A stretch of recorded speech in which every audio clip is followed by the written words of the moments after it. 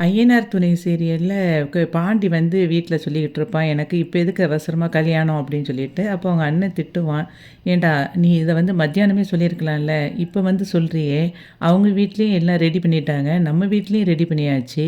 அப்போ அவங்க வீட்டில் இப்போ எல்லாம் வருத்தப்பட மாட்டாங்களா? வானதி வேற எத்தனை நேரம் கால் பண்ணியிருக்கா, கொஞ்சமாவது நீ அதை யோசிச்சு பார்த்தியா அப்படின்னு சொல்லிட்டு இருக்கும்போதே, இல்லைண்ணா நான் வந்து அவங்க வீட்டில் எல்லாம் பேசிட்டேன், எனக்கு என்னமோ அந்த டைமில் வந்து குழப்பமாக இருந்தது, அதனால தான் நான் வந்து யோசிக்கிறதுல கொஞ்சம் குழம்பிட்டேன் அப்படிங்கிற மாதிரி சொல்லிக்கிட்டே இருப்பான்.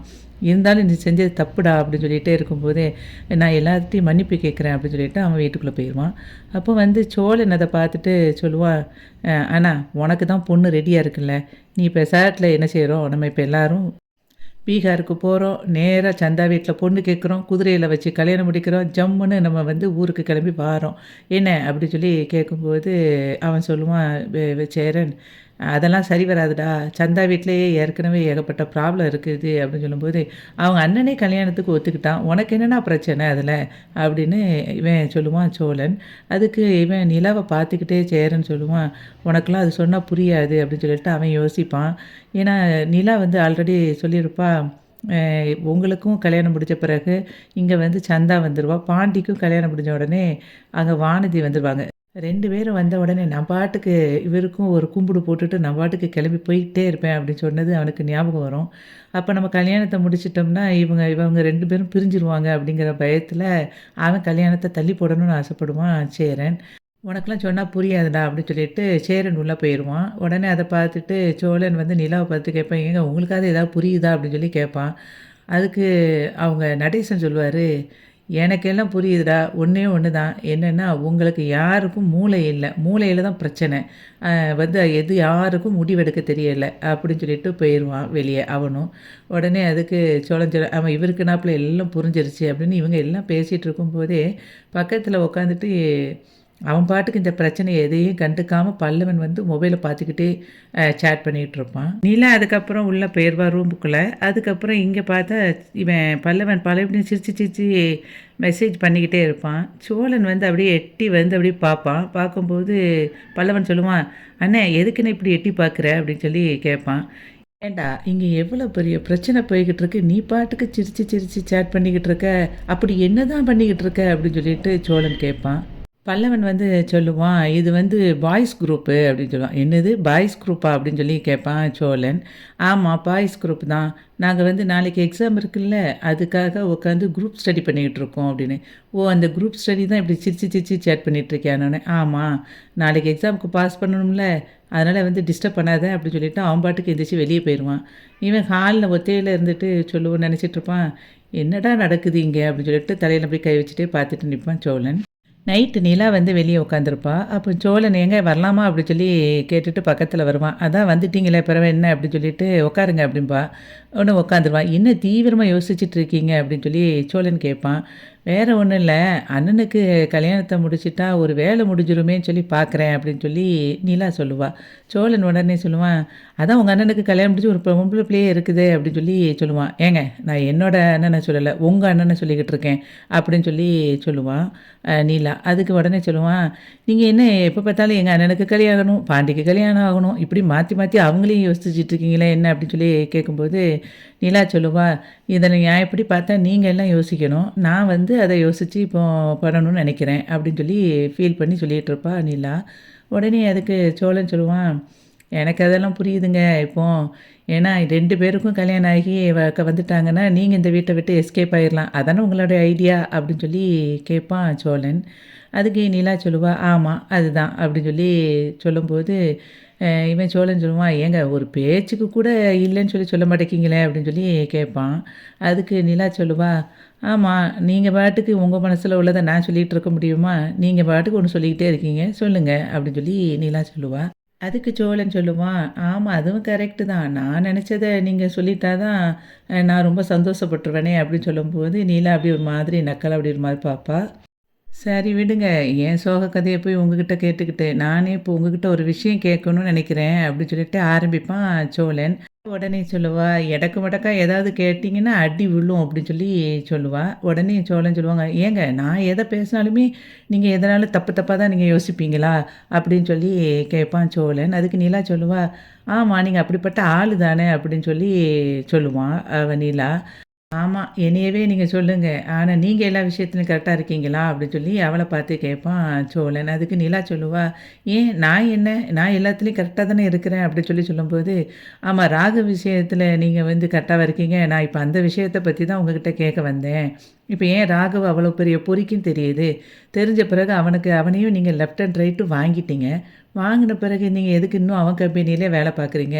அதுக்கு நமக்கு வேலைய விட்டுட்டு நீங்க வந்துரலாம்ல." அப்படின்னு சொல்லி சொல்லுவான் சோழன். அதுக்கு நிலா சொல்லுவா, "எனக்கும் புரியுதுங்க. அவன் வேலையில பார்க்குறதே கஷ்டமா தான் இருக்கு. ஆனா அப்படிலாம் ஈஸியா விட்டுட்டு வர முடியாது. அதுக்கு வந்து ஒரு வேலை எனக்கு கிடைக்கணும். வேலை கிடைச்சிட்டு அப்படின்னு தெரிஞ்ச பிறகு தான் நாங்க இந்த கம்பெனிக்கே பேப்பர் போட முடியும்.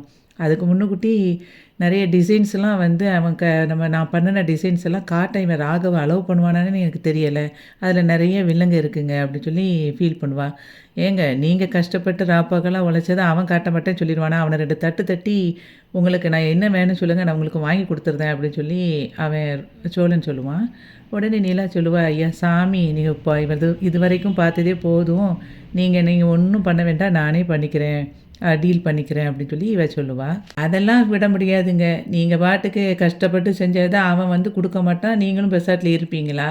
அப்படிலாம் என்னால விட முடியாது." அப்படின்னு சொல்லிட்டு திரும்ப சோழன் சொல்லும்போது, "சும்மா இருங்க சோழன். அத எல்லாமே நானே பார்த்துக்கிறேன். தயவு செய்து நீங்க எதுவும் பண்ணிறாதீங்க." அப்படின்னு சொல்லிட்டு நிலா அது வந்து ரெக்வெஸ்ட்டா பேசுவா.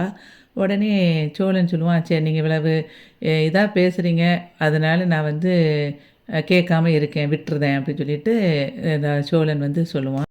உடனே நிலா கேட்பா, "ஆமா, எனக்காக ஏன் இவ்வளோ கோவப்படுறீங்க ராகவன் மேல?" அப்படின்னு சொல்லி கேட்பா. அதுக்கு வந்து அவன் சொல்லுவான், "சோழன், ஆமா, உங்களுக்கு தான் என்னைய பிடிக்காது. ஆனா எனக்கு உங்கள ரொம்ப பிடிக்குமே. அது நமக்கு பிடிச்ச ஒரு ஆளுக்கு ஏதாவது ஒரு பிரச்சனைன்னா எல்லாருக்கும் சும்மா இருக்க முடியுமா? அது மாதிரி தான் நான் வந்து இப்போ உங்களுக்கு பண்றேன்.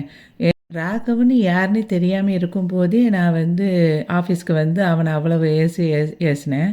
ஆனா இப்போ அதுக்கு நான் பல்பும் உங்ககிட்ட வாங்கிட்டேன். அது வேற விஷயம். ஆனா இப்போ அப்படி கிடையாதுல்ல. உங்களுக்கிட்ட வந்து இவ்வளோ பிரச்சனை உங்களுக்கு குடுக்குறான். உங்களுக்கு தேவையான பொருள அவன் தரமாட்டேன்னு சொல்லி சொன்னா, நான் அத எப்படி விட முடியும்? அதனால எனக்கு பிடிச்சவங்களாச்சே நீங்க." அப்படின்னு சொல்லி சோழன் சொல்லிக்கிட்டு இருப்பான்.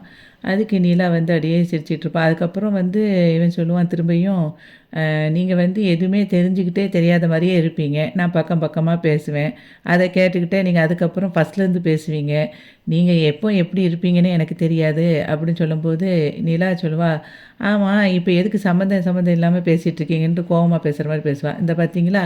இவ்வளோ நேரம் நார்மலா இருந்தீங்க. இப்ப பாருங்க, திரும்ப திடீர்னு எப்படி மாறிட்டீங்க. நீங்க எப்போ அந்நியனா மாறுவீங்கன்னே எனக்கு தெரியாது." அப்படின்னு சொல்லிட்டே இருக்கும்போதே, அவனுக்கு ஒரு ஃபோன் கால் வரும். அந்த ஃபோன் எடுத்து பேசிட்டு, வரேன் அப்படின்னு சொல்லிட்டு போயிருவான். உடனே நிலா வந்து அவன் சொன்னத அப்படியே யோசிச்சு பார்ப்பா. "எனக்கு இது உங்களுக்கு தாங்க என்னைய பிடிக்காது. ஆனா எனக்கு உங்கள பிடிக்கும்." அப்படின்னு அவன் சொன்னத நெனச்சு மனசுக்குள்ளேயே சிரிச்சுக்கிட்டு இருப்பா நிலா. பாண்டி வந்து வெளிய நின்னு அப்படியே யோசிச்சுட்டே இருப்பான். வானதி பேசினத ஞாபகப்படுத்தி பார்ப்பான். அவ வந்து, "கல்ல தூக்கி உன்ன வந்து மண்டைய உடைச்சிருவேன். இனிமே வந்து உனக்கும் எனக்கும் எந்த ஒரு தொடர்பும் கிடையாது. நீ யாரோ, நான் யாரோ, உனக்கு வந்து இந்த வானதிங்கிற ஒருத்தி இருந்தாங்கிறதையே மறந்துரு." அப்படின்னு சொல்லிட்டு சொன்னத வந்து ஞாபகப்படுத்தி பார்ப்பான். அதுக்கப்புறம் அவளும் இவனும் சேர்ந்து சுத்துனது, சந்தோஷமா இருந்தது, அதெல்லாம் நெனச்சு பார்ப்பான் திரும்ப. உடனே வானதிக்கு வந்து மெசேஜ் பண்ணுவான். மெசேஜ் பண்ணோனே வானதி அத எடுத்து பார்த்துட்டு, ஃபோன வந்து இது ஸ்விட்ச் ஆஃப் பண்ணிருவா. அதுக்கப்புறம் இவன் ட்ரை பண்ணி பார்ப்பான். அது வந்து அ என்னடா ஒரு டிக் தான் விழுது, திரும்ப எடுக்க மாட்டேங்காளே அப்படின்னு சொல்லி யோசிச்சுட்டு இருப்பான். திரும்ப திரும்ப ட்ரை பண்ணுவான். அதுக்கப்புறம் ஃபோன் கால் பண்ணி பார்ப்பான். அ ஸ்விட்ச்டு ஆஃப்னு வந்துரும். உடனே சரின்னு சொல்லிட்டு சோகத்தில வீட்டுக்குள்ள போயிருவான். ஹால்ல எல்லாரும் உட்காந்துருப்பாங்க. சேரன் காஃபி எடுத்துட்டு வருவான். காஃபி எடுத்துட்டு வந்துட்டு எல்லாருக்கும் கையில குடுப்பான். பாண்டிக்கு மட்டும் பக்கத்துல வச்சுட்டு போயிருவான். அப்ப பாண்டி சொல்லுவான், "ஏன் எனக்கும் கையில குடுத்தானேண்ணா, இப்படி கீழ கொண்டு வச்சுட்டு போற?" அப்படின்னு சொல்லிட்டு சொல்லும்போது, இவன் சோழன் சொல்லுவான், "ஆமா, உனக்கு நீ பண்ண விஷயத்துக்கு உனக்கு மாலை போட்டு காஃபி குடுப்பாங்க. குடிடா எடுத்து. பிறகு இது கூட உனக்கு கிடைக்காம போயிறாம." அப்படின்னு சொல்லிட்டு அவன் நக்கல் அடிப்பான். உடனே பக்கத்துல இருக்கிற இவன் சொல்லுவான், பல்லவன், "அண்ணே, உனக்கு வந்து வானதி கூட இன்னும் ரிலேஷன்ஷிப்ல இருக்கியா அல்லது பிரேக்கப்பா?" அப்படின்னு சொல்லி கேட்பான். உடனே இப்ப நிலா கேட்பா, "ஏன்டா அப்படி பலவா சொல்ற?" அப்படின்னு சொல்லி கேட்பா. "இல்ல, நம்ம நேத்து எல்லாரும் அவங்க வீட்டுக்கு போகணும்னு கிளம்பிலாம் இருந்தோம். ஆனா நம்ம வந்து போகல. அது வானதி சும்மாவே கோவப்படுவாங்க பயங்கரமா. இப்ப போய் பார்க்க கூட இல்லையா நம்ம? அப்ப என்ன என்ன கோவத்துல இருக்காங்களோ தெரியலைல. அதனால தானே கேட்டேன்." அப்படின்னு சொல்லி பல்லவன் சொல்லுவான். உடனே பக்கத்துல இருக்கிற நடேசன் சொல்லுவாரு, "ஏன் பாண்டி, நீ இப்ப தான்டா நல்ல முடிவு எடுத்திருக்க. இதையே கன்டின்யூ பண்ணிக்கோ. உனக்கு அந்த பொண்ணு உன் வாழ்க்கையில வந்தான்னா, உன் வாழ்க்கை அதோ கதி தான் பார்த்துக்கோ." அப்படின்னு சொல்லிட்டு நடேசன் சொல்லுவாரு. உடனே அதுக்கு இவன் சொல்லுவான் சேரன், "எப்பா சும்மா இருங்க.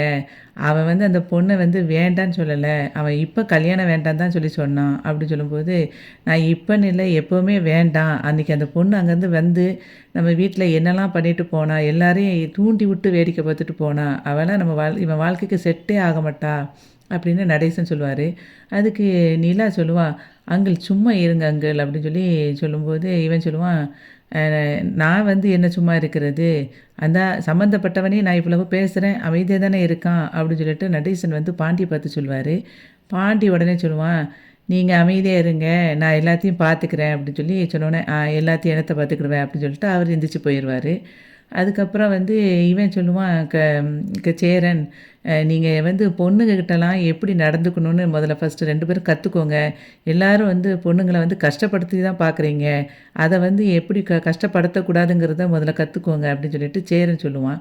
உடனே சோழன் சொல்லுவான், "ஆமா, ஆமா. நம்ம வந்து பொண்ணுங்கள எப்படி கஷ்டப்படுத்தக்கூடாதுங்கிறத அண்ணன பார்த்து தான் கத்துக்கிடணும். ஏன்னா அண்ணன் வந்து சந்தாவ வந்து கஷ்டமே படுத்த மாட்டான் பாரு. சந்தாவும் இவன் தான் உலகமேன்னு கிடக்குறாங்கல்ல." அப்படிங்கிற மாதிரி நக்கலா பேசுவான். அப்போ சோழன பார்த்து சேரன் சொல்லுவான், "ஏன்டா இப்போ உன்கிட்ட யாராவது ஏதாவது கேட்டாங்களா? சும்மா இருக்க முடியலையா?" அப்படின்னு சொல்லி கேட்கும்போது, சோழன் சொல்லுவான், "ஆளாளுக்கு என்னையவே திட்டுங்க." அப்படின்னு சொல்லிட்டு இருக்கும்போதே, அங்க இவன் பல்லவன் வந்து திரும்பியும் மொபைலையே பார்த்துக்கிட்டு சிரிச்சுக்கிட்டே இருப்பான். பல்லவன் வந்து பல்லவன பார்த்து திரும்பியும் கேட்பான், "ஏன்டா திரும்பியும் இங்கே பிரச்சனை ஓட்டிக்கிட்டு இருக்கு. நீ பாட்டுக்கு சேட் பண்ணிகிட்ருக்க." அப்படிங்கும்போது, "காலேஜ் குரூப்புண்ணே." அப்படின்னு சொல்லி சொல்லுவான். "ஓ, நேத்து பண்ணுனியே அதே குரூப்பா?" அப்படின்னோனே, "ஆமா." அப்படின்னு சொன்னோனே, "நீ நடத்துப்பா நடத்து." அப்படின்னு சொல்லிட்டு அவன் பாட்டுக்கு டீ குடிச்சிட்டு இருப்பான். அப்போ வந்து நிலா வந்து கூப்பிடுவா. சோழன் அப்படின்னு சொல்லிட்டு ரகசியமா கூப்பிடுவா. உடனே இவன் யார கூப்பிடுறா? என்னைய இப்படி கூப்பிட மாட்டாளே! அப்படின்னு சொல்லிட்டு அவன் திரும்பி திரும்பி பார்ப்பான். சோழன் உங்கள தான் பின்னாடி வாங்க அப்படின்னு சொன்னோனே, "இந்தா வந்துட்டேங்க." அப்படின்னு சொல்லிட்டு குடுகுடுன்னு ஓடுவான். அவ அங்க நிப்பா. இவன் ஓடி போய் நிக்கணும்னு சிரிச்சிட்டு இருப்பான். உடனே, "ஆமா, இப்ப எதுக்கு இப்படி சிரிச்சு வழிஞ்சிட்டு இருக்கீங்க?" அப்படின்னோனே, "இல்ல, நீங்க என்னைய வந்து இப்படி கண்ணடிச்சு வந்து கூப்பிட்டீங்கல்ல, அதுக்காக தான் ஓடி வந்தேன்." அப்படின்னு சொல்லி சோழன் சொல்லுவான்.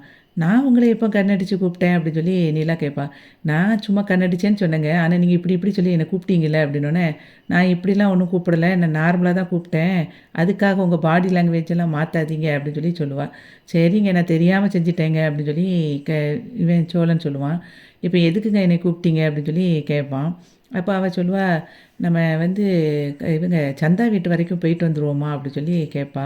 "எதுக்கு?" அப்படின்னு சொல்லி கேட்பான். "இல்ல, சேரன் அண்ணனுக்கு கல்யாணம் முடிஞ்சா தான் இவன் பாண்டியனும் வந்து கல்யாணம் முடிப்பான்.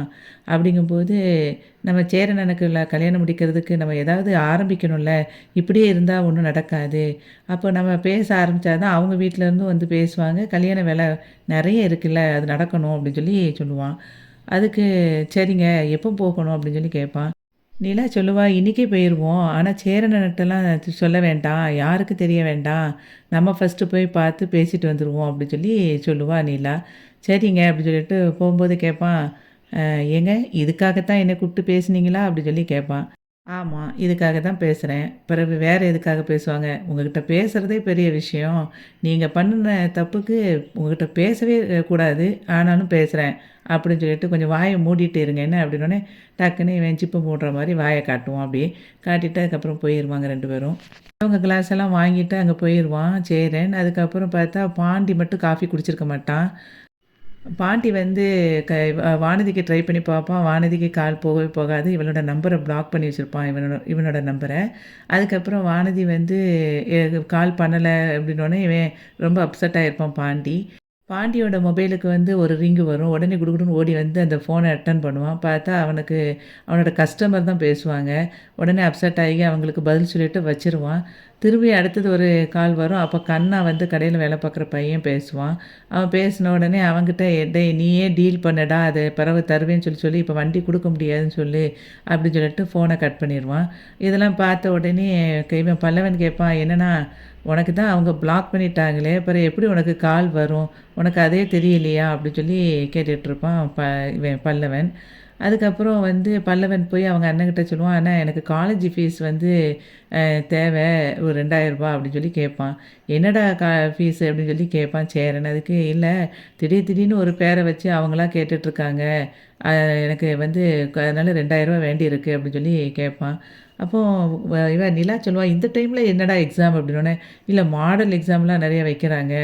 அதுக்காக கேட்குறாங்க" அப்படின்னு சொல்லிட்டு ரூ. 2000 அவன் வந்து குடுத்தோனே அத வாங்கிக்கிடுவான். அப்போ வந்து நடேசன் சொல்லுவாரு, "ஆமா, காலேஜில புதுசு புதுசா பேர் வைக்கிறாங்களா? அல்லது நீ புதுசு புதுசா பேர் வச்சு காசு வாங்குறியா?" அப்படின்னு சொல்லி கேட்பான். அதுக்கு வந்து பல்லவன் சொல்லுவான், "எனக்கு வேற வேலை இல்ல பாரு" அப்படின்னு சொல்லி சொல்லுவான். "யாருக்கு தெரியும்?" அப்படின்னு சொல்லிட்டு நடேசன் சொல்லிட்டு வெளிய போயிருவாரு. பாண்டி வந்து வெளியே இருந்து அப்படியே யோசிச்சுட்டே இருப்பான் வானதி சொன்னதை. இனிமேல் என்னை வந்து பார்க்கணும்னு நினைக்கவே நினைக்காத அப்படின்னு சொல்லியிருப்பா வானதி. அந்த சமயத்தில் நிலா அங்கே வந்து துணியை காய போட்டுட்ருப்பா. அப்போ இவன் பாண்டி வந்து தனியாக உட்காந்துருக்கதை பார்த்துட்டு பக்கத்தில் வந்து கேட்பா, "என்ன பாண்டி எதுவும் பிரச்சனையா? நீங்களும் வானதியும் இப்போ பேசிக்கிறது இல்லையா?" அப்படின்னு சொல்லி கேட்பா. இதோட இன்றைக்கி பாண்டியன் ஸ்டோர் வந்து முடிஞ்சது.